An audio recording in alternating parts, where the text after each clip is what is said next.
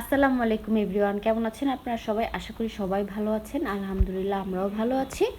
তো এখানে হচ্ছে আজকেও ব্লগটা সন্ধ্যা থেকে শুরু করলাম, কারণ হচ্ছে জিলহজ মাসের যে রোজাগুলো ওইগুলা হচ্ছে করতেছি।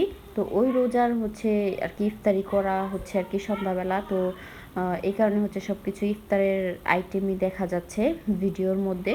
তো এখানে হচ্ছে দেখা গেছে প্রথম দিন খেয়েছি আলুর চপ বেগুনি, তারপরে আজকে একটু হচ্ছে মোগলাই আর হচ্ছে ফুলকপি ভেজে নিলাম। তো ফুলকপিটা অনেক ভালো লাগে, ফুলকপি ভাজাটা, পাকোড়া যেটাই হোক।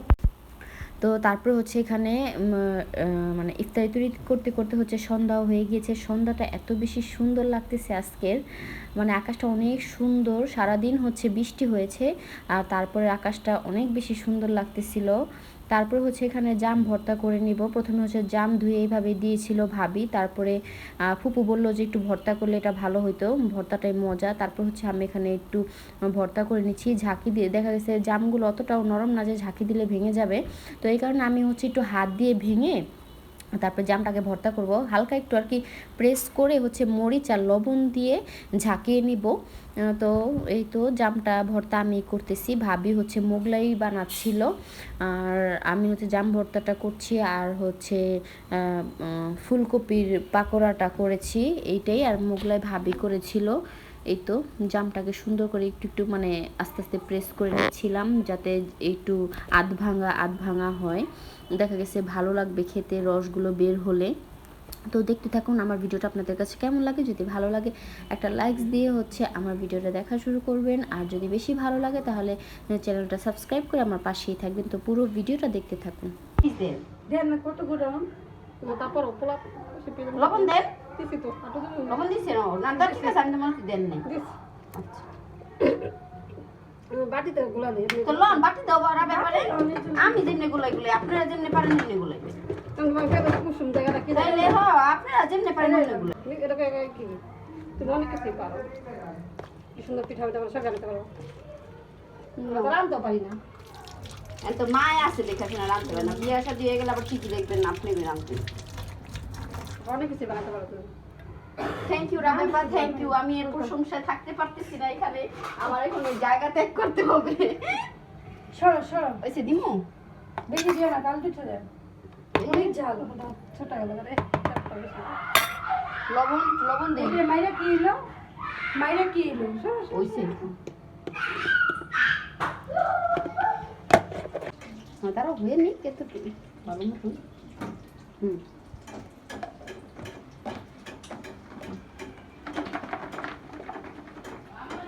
হ্যাঁ আম্মু খাবো না, খান আপনারা।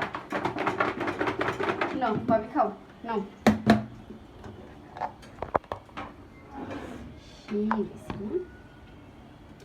যাও দিকে ধরো, জাল হয়নি,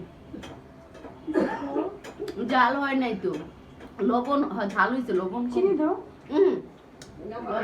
একটু চিনি লাগবে, লবণ লাগবে।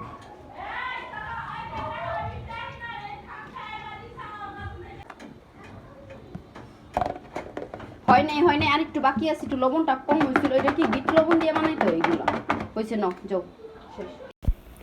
তো বাচ্চাদের হচ্ছে ক্ষুধা লাগছে, এই কারণে যে কটা হয়ে গেছে মোগলাই ওই কটা হচ্ছে বাচ্চাদেরকে দিয়ে নিচ্ছি। তো বাচ্চাদেরকে এখানে দিয়ে দিয়েছি কেটে। তো 2 পিস ছিল, ওটা হচ্ছে আমি একটু খেয়ে টেস্ট করলাম। তো ওদের জন্য বানানো হয়েছে, তো দেখা গেছে ঝাল একটু কমই দেওয়া হয়েছে। আর ঝাল হলে দেখা গেছে ঝাল কম হলে আমার কাছে অত একটা ভালো লাগে না, একটু ঝাল বেশি দিয়ে ভালো লাগে। তো লাস্টে একটা আমি ঝাল দিয়ে বানাইছি। আর এই হচ্ছে জাম ভর্তা। কালারফুল লাগতেছে না বাবা? হলুদ, ডিমটা, কাঁচা লাল লাল সবুজ সুন্দর লাগতেছে। এবার দিয়ে দেন, বেশি ফেটলে পানি ঝালে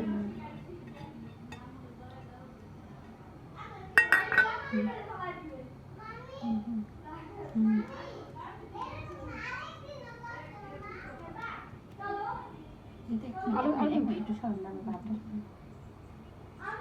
নেন। আর সরাই না, আর সরাই কিনে আবার খালি থাকে তার জন্য।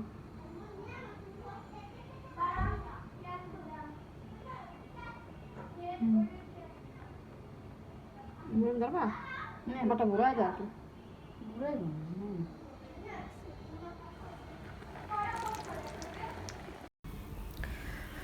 তারপর হচ্ছে আমাদেরটাও হয়ে গিয়েছে। এগুলো হচ্ছে একটু বেশি ঝাল দিয়ে বানিয়েছি। আমি হচ্ছে দিয়ে দিয়েছি আর কি ঝালের পরিমাণটা একদম বেশি করে।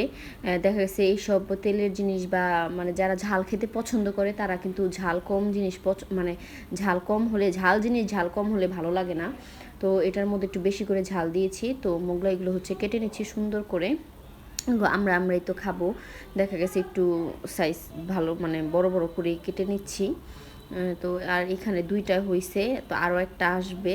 তো সবগুলো মোগলাই হচ্ছে কাটার পরে যে সাজিয়ে নিলাম। তারপর হচ্ছে একটু চা খাবো, কেন সব কিছু শেষে একটু চা লাগে, চা ছাড়া একদম অপূর্ণ লাগে।